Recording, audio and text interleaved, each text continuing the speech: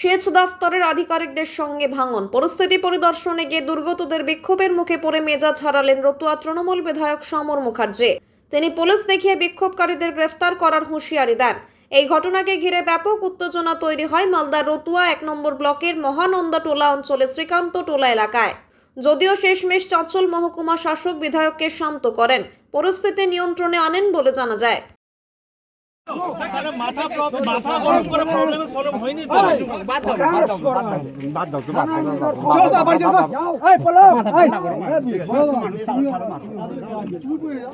গাড়িতে বসাও গৌতম দা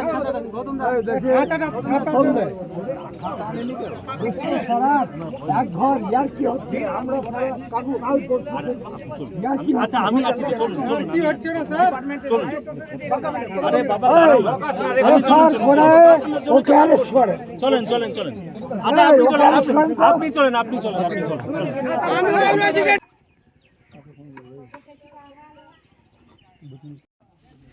আমি বললাম যে বাঁশ দিয়ে এখানে সলিউশনটা হবে, বস্তাতে হবে না, এইটুকাই বলেছি। এইটুকাই তো বলেছি। কি বলছেন এমএলএ সাহেব? এমএলএ সাহেব বলছে তুই সালা বলছে আমাকে। তো আমরা পাবলিককে জমায়েত কেন করেছে? যাইছে হ্যাঁ, কি বলছে? আমি ওই এমএলএ কি বলছে? বলে সালাকে অ্যারেস্ট করে এক ঘর। কিন্তু আপনি কি দাবি তুলেছিলেন? আপনি? আমি দাবি তুলেছিলাম, আমি দাবি তুলেছিলাম যে এখানে বস্তা দিয়ে কাজ হবে না, বস্তা অনেকবার দেওয়া গেছে, এখানে বাঁশ কমচিওয়ালা বাঁশ দিলে কিছুটা রক্ষা পাবে। না থাক না, কমচিওয়ালা বাঁশ দিলে রক্ষা পাবে। তো সেই জন্য কিছুটা বাঁশ যদি দেওয়া যায়, 2-4-5 হাজার বাঁশ কমচিওয়ালা, হ্যাঁ যদি 5,000 দেওয়া যায়।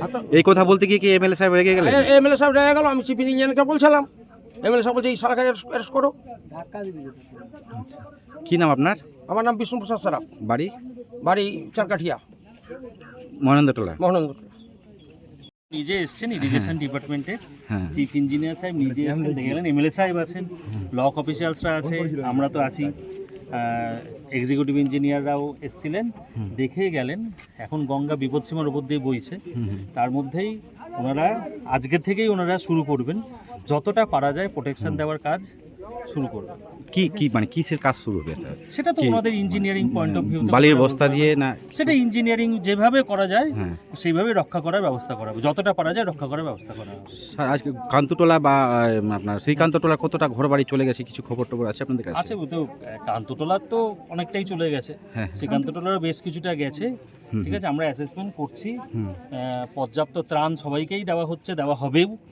ঠিক আছে, জনগণের সাথে আমরা সবাই আছি, আমাদের পশ্চিমবঙ্গ সরকার সবসময় আছে। স্যার পুনর্বাসনের দাবি জানাচ্ছে, দেখছি, আমরা চেষ্টা করছি। দেখেন একটু দেখেন পাবলিকের